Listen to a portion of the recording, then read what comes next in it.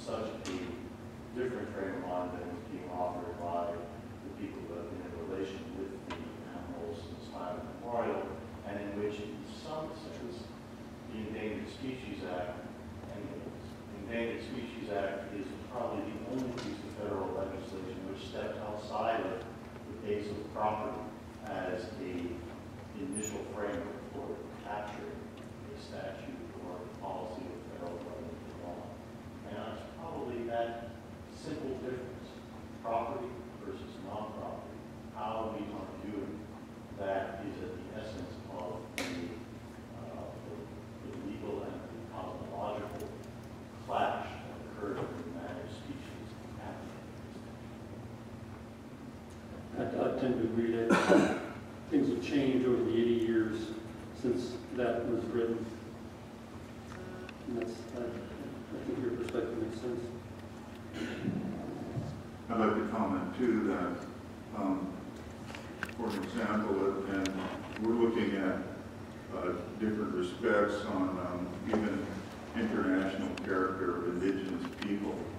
I mean, we have, because we find out that when we're looking at fisheries issues, for an example, and the states and federal agencies, they all have their administrative boundaries, and the state of Idaho has its boundaries, Washington and Oregon, they all have their boundaries, and that's where their management is. And of course, we know that animals don't pay particular attention to boundaries necessarily, and some of these, that travel from our headwaters here in Idaho go up the coast of British Columbia, and so that's why we have these international agreements like the Canada Treaty on fisheries kinds of things, and now we have Columbia River also treaty coming up. But and that was one of the perceptions or the perspectives that tribes brought to the table when we were starting to talk about fisheries, because we said that, and that's how the management concept of gravel to gravel management came about, was that, hey, these fish go from the ocean to these headwaters, and we have to manage that. We don't just manage within our boundaries of our reservation. And so that's eventually what happened, but it took a long time to change perceptions within organizations to get to that point.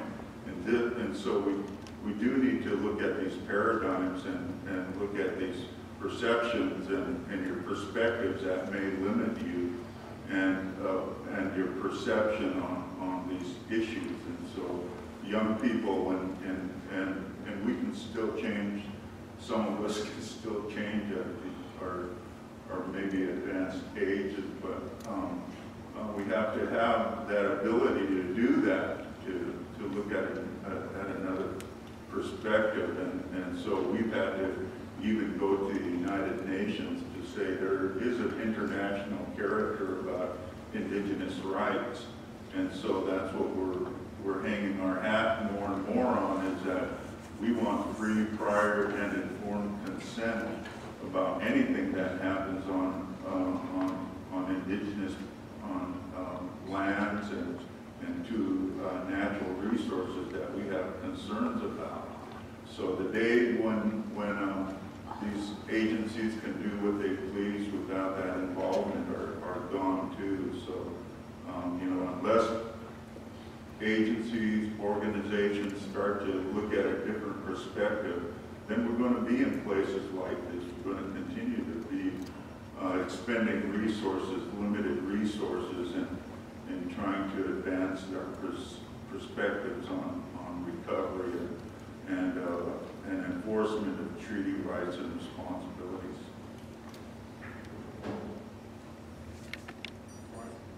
Just a question that I guess I'd like both Jim and Elliot to respond to. And it's, you mentioned the compact between Idaho and Wyoming to manage grizzly bears. But those aren't the only sovereignties involved, or that should be involved necessarily. And I refer to the indigenous groups, like whether it's the Ninipu or the Coeur d'Alene or the Kootenai, any of the tribes, why are they not being leveraged into these management schemes so that we can get some of these other perspectives? That's my first statement, where I'm not a grizzly bear expert. I can't really answer your question. I know that that agreement provides limitations for the states. I don't know if it would be appropriate for the states to be dealing with the tribes and trying to produce the same kind of limitations. I doubt it. I'm not an expert, I'm not a lawyer or anything. But I do know that those provide an agreement on how states will behave without getting a position on tribes. That's about as far as I can take it. I do know that there is state law that says that there can be agreements, and I know that. So I think the opportunity is there. I can't remember what the citation to that statute is in state law, but I think it's in chapter 67, if memory serves right. But it does lay the groundwork that tribes or the state can enter into agreements with the tribes. And actually, there are agreements in limited circumstances, but there again, it takes government-to-government relationships, and we generally are like to, from the tribal perspective, from the tribal government perspective, you know, basically those folks are like, you know, we have the treaty with the United States, so they're talking sovereign to sovereign. So, you know, and that's the way government-to-government relationships work, is that we work from that respect. And so decision makers really need to start there too, and you know, and advocating for, again, your legislators to meet and consult with the tribes. You know, they're once again, the state of Idaho Department of Transportation was trying to amend its rules so that it could have mega loads again on the highway without consulting with us again. So, you know, we're going to end up in the same place again. So it's kind of going backwards, unfortunately. Another question. Okay, my name is Lucy Simpson, and I'm also the resident elder for Elliott and Julian with the Ninipu Protecting the Environment. They call me the resident elder.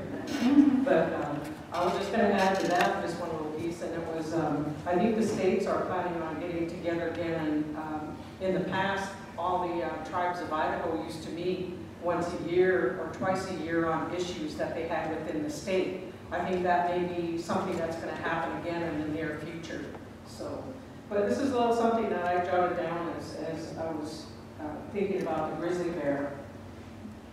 There were many Nez Perce names associated with a bear, such as grizzly bear necklace, red grizzly bear, yellow grizzly bear, and the bear was a respected animal or brother, so it was an honor to have such a name. Red grizzly bear was called Hochutz Ilk.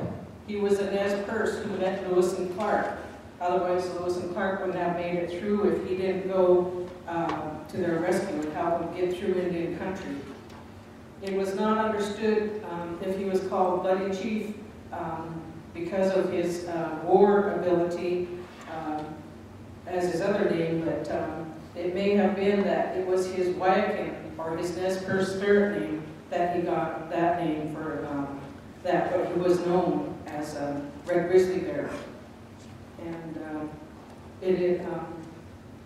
it isn't known right now if there's a red grizzly bear and a red bear, but I'm still doing a little bit of research on that because some people are beginning to think that it's the same person. So I'm doing a little more research on that. There was also a Nez Perce yellow grizzly, or in our Nez Perce words, Hochutz Moxmox, who also was assisting the people. Prior to the Nez Perce War, Lieutenant John Mullen was dispatched over the Bitterroot Mountains to spread the word of peace among Indians and settlers. Yellow Grizzly Bear was one to assist him on his travels to make it through Musselshell, Smith River, across the Missouri, onto the Mullen Pass near Helena, Montana. We also have a name for bear, which is Yaka. So if we just say bear, it's just Yaka. The Nez Perce did eat bear, but not that many of them ate it, and they mostly used it for robes and hides in the past. And bear was cooked much like camas roots beneath the ground for a long length of time. And not many Nez Perce ate bear, but if you are a male and you wear a grizzly bear necklace, it means you are in heat, so be careful.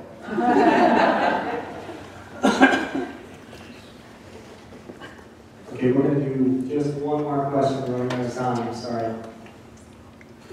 Yeah, this really isn't much of a question, but Jim's comment about money talks. One thing you can do is buy a wildlife license plate if you're Idaho resident, and preferably the bluebird, because the legislature in their infinite wisdom always figures out how can they steal some money from one program to pay for another. So there's a little bit of the money from the elk plate that goes to quote-unquote wildlife research in the vet lab down in Nampa.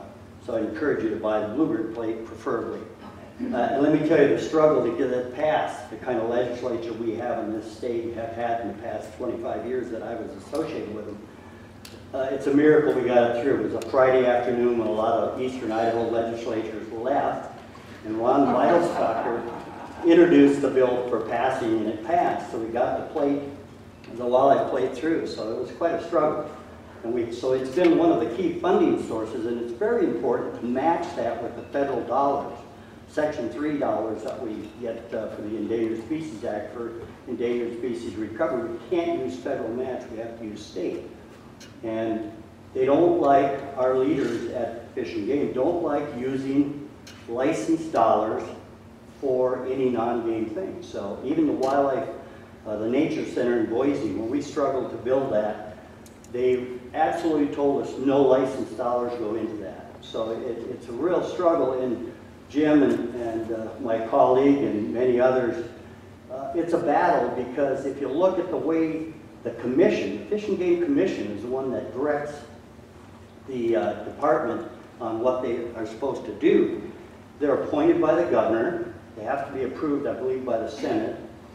And if you look at the history of some of those folks, that'll tell you a lot about where we go in terms of managing wildlife. So non-consumptive programs really do take a backseat to the hook and bull or the harvest of them. They should be compatible. Hunters like watching wildlife. Wildlife watchers aren't necessarily against hunting. It's just that when we get a little greedy about it, there's one animal perceived to be beyond the necessary population, why can't we harvest it sort of attitude doesn't really go very good with a lot of people. So we're trying to find ways in which we can get funding through different means, and the wildlife plate was one. The other was the checkoff. We did that. It's on your, if you pay taxes, you'll notice on the Idaho State one there's a wildlife conservation, hunting conservation spot where you can check off. So, but what happens is as soon as we get one of these ideas through, it's built upon by many others. When we did the wildlife plate, that was the first one. After we got the second, the elk plate, the Governor Batt's office told me, Melquist, don't come back for another plate again. So he didn't want to see me again. Well, now you look at it, there's all kinds of plates out there. So they opened up the floodgates, and the pie doesn't get any bigger, or it doesn't get much bigger. So you keep cutting it up more and more. So it's always a challenge. Anyway, so that's my 2 cents worth. Well, that was a wonderful forum. Some great questions.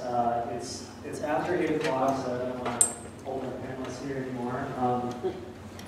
I would like to thank our panelists again for making